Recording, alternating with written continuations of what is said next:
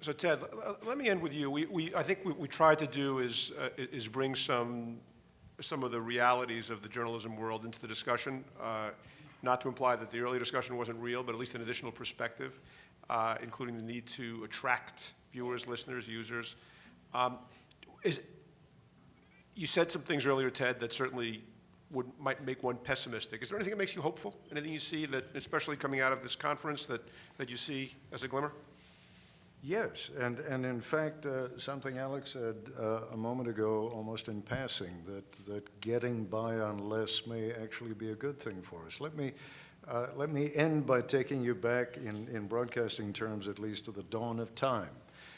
When I joined ABC News in 1963, the way it worked was the president of the news division would go to the president of the network with a sort of figurative begging bowl in hand and say, "Please, sir, may I have another year's budget?" And he would get $10 or $15 million and would be sent off with the admonition to go and don't let me see you again until next year at this time. And in a very curious way, that was liberating.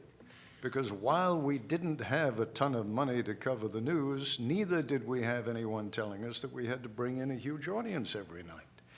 We were left only with the responsibility of covering the news as honestly and with as much of the public interest in mind as we could. And so we did stories on education, and we did stories on the economy, and we did stories on foreign policy, because we weren't part of the commercial enterprise. Well, those days are over.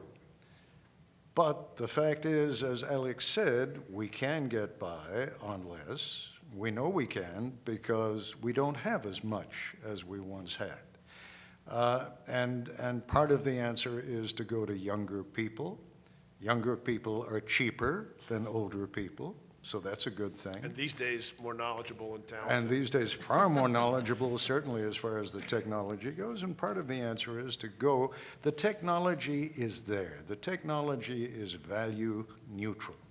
It's not good. It's not bad. It is simply there to be used. And how we use it, I think, is up to us as professionals. And how you use it as consumers, I think, is going to be helped enormously by this project that your peripatetic host here has outlined for us. That was a fantastic performance this morning, and I hope we in the industry can live up to your brilliance.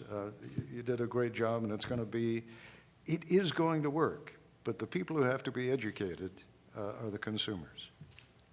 Well, it's a great note to end on. Thank you very much to this panel. Neil, Vivian, Ted, Alex.